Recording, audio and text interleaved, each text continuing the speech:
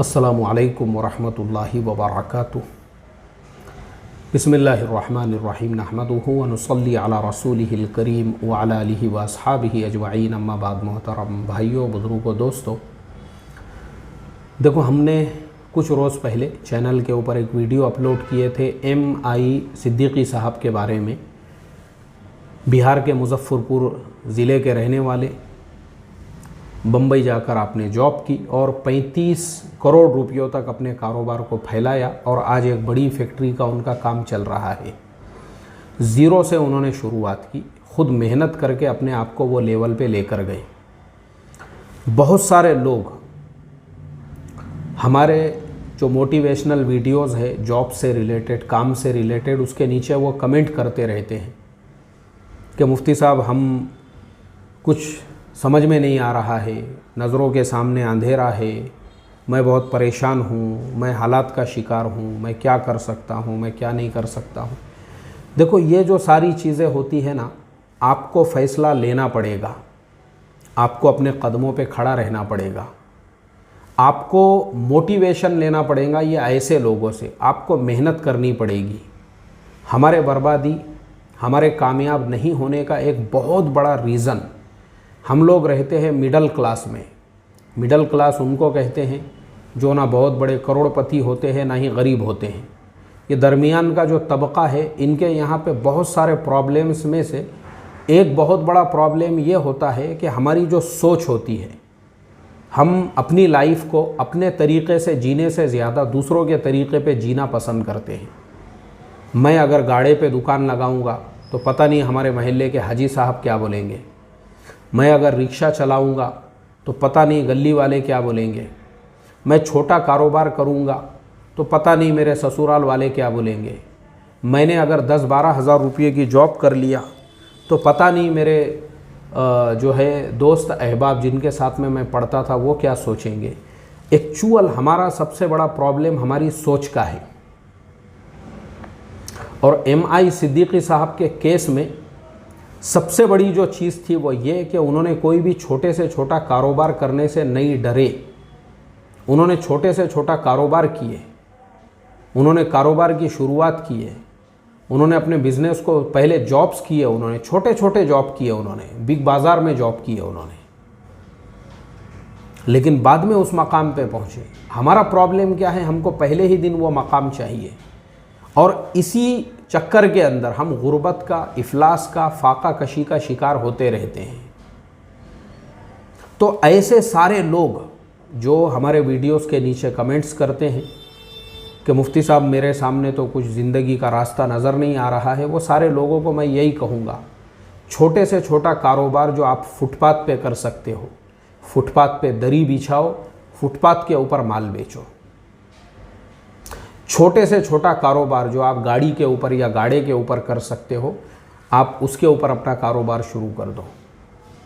छोटे से छोटी जॉब, देखो, जो आपको मिलने वाली अपॉर्चुनिटी है, जो अपॉर्चुनिटी है ना, अपॉर्चुनिटी उसे कहते हैं जो मौका है आपके लिए, उसको कबूल करो आप और उसके बाद अपनी लाइफ को। अब मैं और एक मिसाल देता हूँ। हमारे शाकिर सर, मैं रियाद में था, सऊदी अरबिया में रियाद में शाकिर सर के घर पे मेरा क़ियाम था।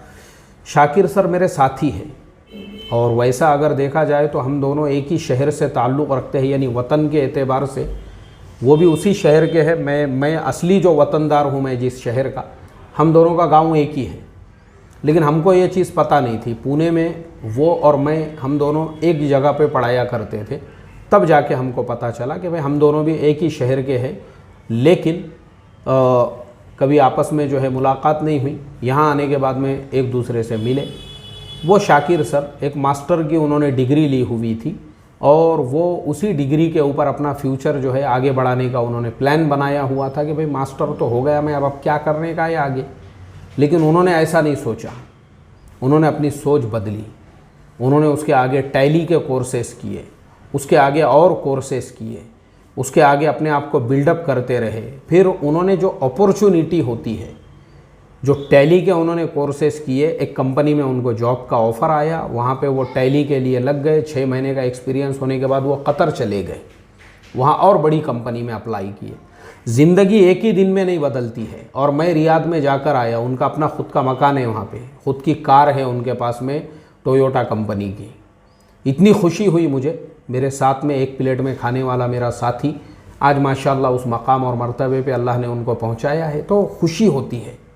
ये सब बातें देखकर, ये सब चीज़ें देखकर कि एक इंसान अगर अपने आप को बदलना चाहे ना तो वो कुछ भी कर सकता है। मैं आपको बता दूं, मेरे बड़े फर्जंद की मैं आपको मिसाल देता हूं। ये जो हमारा फाउंडेशन का ऑफिस है, जब उसका ग्रेजुएशन कंप्लीट हुआ, वो आया मेरे पास, बोले मैं आपके ऑफिस के अंदर जो है मेरा भी अपना कुछ काम शुरू करना चाहता हूँ। मैं बोला मेरे तरफ से बिल्कुल भी इजाज़त नहीं है, क्योंकि ये ऑफ़िस कुछ मेरे वालिद साहब की मीरास नहीं है। ये जो ऑफ़िस है ना, ये फाउंडेशन का ऑफ़िस है, ये फाउंडेशन की प्रॉपर्टी है। मैं इस ऑफ़िस का लाइट बिल मेरे जेब से देता हूँ। फाउंडेशन के कामों के अलावा मैं भी ये लाइट का इस्तेमाल करता हूँ। मैंने ये कुर्सी ख़ुद के पैसों से ख़रीदी हुई है, क्योंकि मैं इसके ऊपर बैठता हूँ। ये कंप्यूटर मेरा ख़ुद का है, जो मैं डीटीपी के लिए यूज़ करता था। ये टेबल मेरा ख़ुद का घर का है, जो मैंने यहाँ लाकर रखा हूँ।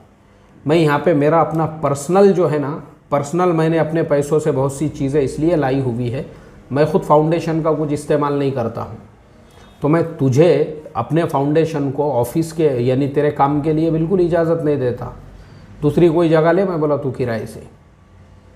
अब बहुत सारे लोग ये सोचेंगे कि यार बेटे का हौसला आपने तोड़ दिया। नहीं, हौसला नहीं तोड़ा मैंने।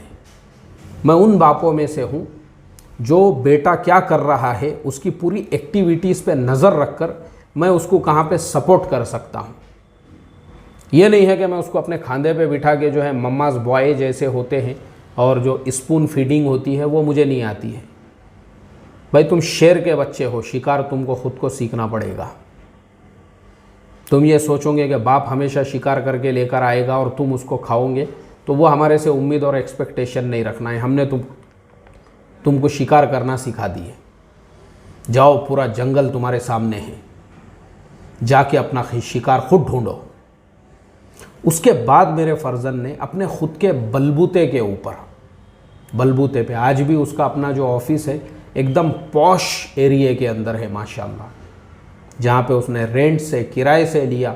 बड़े बड़े प्रोजेक्ट के ऊपर आज वो काम कर रहा है। अल्लाह के फजलो करम से मुझे खुशी होती है कि 22 साल का एक नौजवान, जिसके बाप ने उसको अपने ख़ुद के ऑफिस में बैठने नहीं दिया, आज वो अपने ख़ुद के बलबूते के ऊपर जो है मार्केट के अंदर बैठा हुआ है। उसने अपने बाप को भी और वो सारे लोगों को भी जिनको ये लगता था कि भाई ये क्या कर सकता है अपनी ज़िंदगी में, उनको ये साबित करके बताया कि 22 साल की उम्र में वो अपनी खुद की गवर्नमेंट कंपनी रजिस्टर्ड कर सकता है, अपने पैरों पे अपना काम शुरू कर सकता है। लोगों के पास क्या जॉब लेने के लिए जाएंगे, खुद लोगों को जॉब दे सकता है। देखो, मैं आपको ये सारी मिसालें क्यों दे रहा हूँ, समझाने के लिए। जो लोग मुझे कमेंट्स करते हैं हम क्या करें अपनी ज़िंदगी में, फुटपाथ पे दुकान लगाओ, गाड़े पे दुकान लगाओ और जॉब करो छोटे से छोटी। आप अपनी ज़िंदगी की शुरुआत आप खुद करो।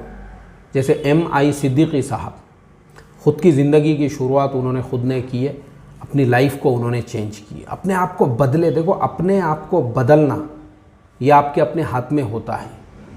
आप शर्मा शर्मी में काम करोगे, महल्ले वाले क्या बोलेंगे, बिरादरी वाले क्या बोलेंगे, ये इतने हरामखोर होते हैं। आपके महल्ले वाले हरामखोर, आपके बिरादरी वाले हरामखोर, आपके रिश्तेदार हरामखोर, आपके दोस्त अहबाब हरामखोर। ये वो हरामखोर होते हैं जब आपकी ज़िंदगी खुशहाल होती है तो ये सिर्फ़ आपकी दावतें खाने के लिए आ जाते हैं, इसलिए मैंने इनको हरामखोर कहा। आपके बर्थडे में बराबर ये शामिल रहेंगे, आपके बर्थडे के प्रोग्रामों में, हालांकि ये नाजायज़ है और इसी में हम बर्बाद हो रहे हैं। आपके शादी ब्याह में आप जिनको दिखाने के लिए बड़ी बड़ी शादियां कर रहे हो, वो आपके यहाँ खाने पीने में सब में हाजिर रहेंगे, आपके वलीमों में हाजिर रहेंगे।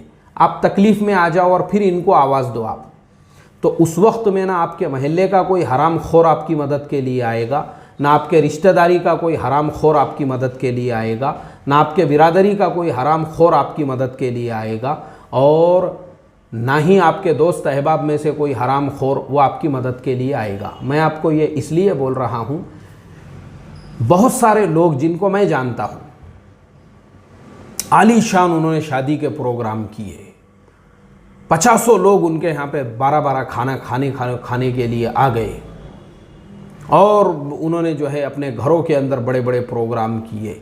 वही लोग जब मुझे एक साहब ने पर्सनल में मैसेज किए कि मुफ्ती साहब मुझे 5,000 रुपये की ज़रूरत है, मेरे दोस्त है वो, मेरे भी दोस्त हैं, तो मैंने उनको रिप्लाई किया। मैंने कहा तुमने वो फलाना प्रोग्राम किए थे और उसके अंदर जो है 12 पकवान रखे थे, उसमें तुम्हारे रिश्तेदार भी थे, ख़ानदान के लोग भी थे, और सब तुम्हारे अजीज़ व अकारीब भी थे, उन लोगों में से किसी को मैसेज नहीं किए? बोले मुफ्ती साहब वो सब हराम खोर है, उनको सिर्फ बताने के लिए मैंने वो सारे प्रोग्रामों में इतना ख़र्चा किया, वो आए खा पी के अपना जो है पोंछ के चले गए। फिर मैंने कहा तुम्हारे जो दोस्त अहबाब है, तुम्हारे आइज़ा है, अकारीब है, किधर है वो सारे लोग? खुशियों में जो तुम्हारे साथ में थे, गमों में क्यों तुम्हारे साथ में नहीं हैं? मैं इसीलिए हराम खोर जो कहता हूँ ना, वो इसीलिए, तो इसके लिए मेरा अपना तो मामूल है, मैं किसी को खिलाता पिलाता नहीं हूँ। हाँ, मैं किसको खिलाता हूँ, अभी समझो जो सफ़ीर आ गए मेरे ऑफिस में, चंदे वाले अक्सर यहाँ आते रहते बेचारे, वो मुंडी डाल के देखे, मैं उनको पहला सवाल यही करता हूँ, खाना खाए आपने? नहीं खाए, बैठो यहाँ पे, मैं किसी बच्चे के हाथ से बिरयानी मंगा के देता हूँ, पार्सल लेके चले जाओ, जहाँ खाने का वहाँ जाके खाओ, मैं उनको खिलाता हूँ। कोई मुसाफिर मिल गए मुझे, कोई बेचारे पहचानत वाले मिल गए, अल्हम्दुलिल्लाह अपने दिल में भी हमदर्दी है, ऐसा नहीं है कि नहीं है। रिक्शे वालों को मैं 50-50 रुपये ज़्यादा दे देता हूँ, चल ले रख ले बोल के, मुझे उसमें कोई दिक्कत नहीं है, क्योंकि वो उनका मुआवजा है, उनकी मेहनत मजदूरी है वो। लेकिन ऐसे फालतू लोगों को मैं नहीं खिलाता हूँ। तो मैं आप लोगों को यही बताना चाह रहा हूँ कि आप क्यों उन लोगों का लिहाज रख रहे हो कि आप छोटी जॉब करेंगे तो ये बोलेगा, बड़ा काम करो, किसी की परवाह मत करो दुनिया में। मैंने खुद गाड़ों पे दुकान लगाया हूँ, मैंने फुटपाथ पे दुकानें लगाया हूँ, मुझे कुछ लेना देना नहीं है। उस ज़माने में जो लोग गमी के ज़माने में हमारे साथ में खड़े हुए थे, आज माशाल्लाह खुशी के ज़माने में भी हम उनकी दिलो जान से इज़्ज़त करते हैं। और जो लोगों ने एतराज़ और इश्काल किए थे, हमने उस पर कभी ध्यान भी नहीं दिए। लेकिन आज अल्हम्दुलिल्लाह हम अपनी जगह पे सेटिस्फाइड है। ज़िंदगी जो होती है ना, अपनी ज़िंदगी अपने आप को बदलने के लिए आपको ज़ीरो से शुरुआत करना पड़ती है, आपको नज़रअंदाज करना पड़ता है। लोग क्या कहेंगे, ये लोगों को जब तक आप ज़ेरे नाफ के बाल नहीं समझोगे, आप दुनिया में कुछ भी नहीं कर सकते। और मेरे कामयाबी का यही फॉर्मूला है, मैं किसी को बड़ा नहीं समझता। मैं हमेशा बोलता हूँ, मैं सिर्फ ज़ेरे नाफ के बाल समझता हूँ। मेरे नज़दीक कोई बड़ा नहीं है, किसी को बड़ा नहीं समझते अपन। बड़ी है अल्लाह की ज़ात, अल्लाह की ज़ात बड़ी, उसके नबी बड़े, सहाबा इकराम और ताबीईन, तबे ताबीईन, बुज़ुर्गान दीन, औलिया अल्लाह, ये सब हमारे असातिज़ा थे, ये हमारे मुअल्लिमीन हैं, इन्होंने हम तक दीन को पहुँचाया है, वो हमारे बड़े। ये साले अपने ज़ेरे नाफ के बाल, ये काहे के बड़े हमारे?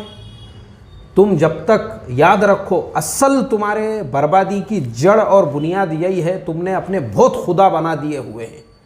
तुम्हारा महल्ले का खुदा अलग है, मस्जिदों के खुदा अलग है, जिनको दिखाने के लिए तुम लंबी लंबी नमाज़ें पढ़ते हो, और तुम जिस जमात से और तहरीक से जुड़े हुए हैं उसके खुदा तुम्हारे अलग है, जिनको दिखाने के लिए तुम बहुत खुलूस से काम करते हो। और तुम्हारे जो है महल्ले के और तुम्हारे जो दुकान के एरिए के खुदा है वो अलग है, उनके लिए तुम, ये सारे खुदाओं को जब तक तुम ज़ेरे नाफ के बाल नहीं समझोगे, तुम कुछ नहीं कर सकते अपनी ज़िंदगी के अंदर। तुमको तय करना पड़ेगा कि मेरी लाइफ मुझे ख़ुद को चेंज करना है, तो ही तुम कोई तीर मार सकते हो, वरना फिर वही रहेगा कि आपको जो है लोगों से कर्ज़े लेके खाना पड़ेंगे और कुछ नहीं कर सकते फिर तुम ज़िंदगी में। अगर तुम तुम जो है ना, ये लोगों के भंवर के अंदर अगर तुम फंसे रहे तो एम.आई. सिद्दीकी साहब के जैसा अगर तुमको बनना है, ये सब दिलो दिमाग से निकालना पड़ेगा। शादी में किसी को दावत मत दो। मैं जो बोल रहा हूँ हराम खोरी की, क्या ज़रूरत है लोगों को खिलाने की? मत खिलाओ किसी रिश्तेदार को, किसी महल्ले वाले को, किसी जान पहचान दोस्त है बाप, कुछ नहीं, कोई ज़रूरत नहीं है। क्यों तुम अपना पैसा बर्बाद करके बाद में कर्ज़ों में घिर जाते हो, अपने आप को बर्बाद करके लेते हो। क्या ज़रूरत है तुमको, बताओ मुझे। जब तुम्हारे बुरे वक्त में कोई हरामखोर तुम्हारे साथ में खड़ा हुआ नहीं है, उनको खिलाने की क्या ज़रूरत है? वो खिलाना ही है ना, बहुत खिलाने का शौक़ है आपको, खिलाओ ना। हम भी खिलाते, मैं बताया नहीं कि आपको, जो सफ़ीर वगैरह मेरे ऑफिस में आए, मैं उनको खिलाता हूँ, कभी उनके साथ जाके मैं खुद भी खा लेता हूँ। कोई मदरसा है, यतीम बच्चे पढ़ते हैं, या वहाँ अनाज भेज दो 2-4 कुंटल, उनको खिलाओ ना। जमाते हैं आपके महल्ले में आती है, ये बेचारे अपना घर बार छोड़ के हज़ारों किलोमीटर दूर आपके बस्ती में आए हुए मेहमान होते हैं, उनको खिलाओ। कैटरर को ऑर्डर दे दे, भाई 2 किलो बिरयानी फलाने मस्जिद में पहुंचा दे, और वहाँ अमीर साहब को आप बोल दो, भाई मेरी तरफ से खाना जो है आपके लिए पहुंच जाएंगे। वैसों को खिलाओ। फ़ज़ाइल सदक़ात में हज़रत शेख ने लिखा है, तेरा खाना मुत्तकी के अलावा कोई ना खाए, उनकी दुआएँ लगेंगी आपको। ये हराम खोरों को मत खिलाओ। लेकिन जो बुरे वक्त में आपके साथ में कोई खड़ा हुआ नहीं होता है ना, कोई ज़रूरत नहीं है। बल्कि अपना पैसा बचाओ और उसको बिज़नेस में लगाओ और डेवलपमेंट में लगाओ, फिर देखो तुम्हारी ज़िंदगी में कैसे इनकलाब आता है। अस्सलामु अलैकुम व रहमतुल्लाहि व बरकातुहू।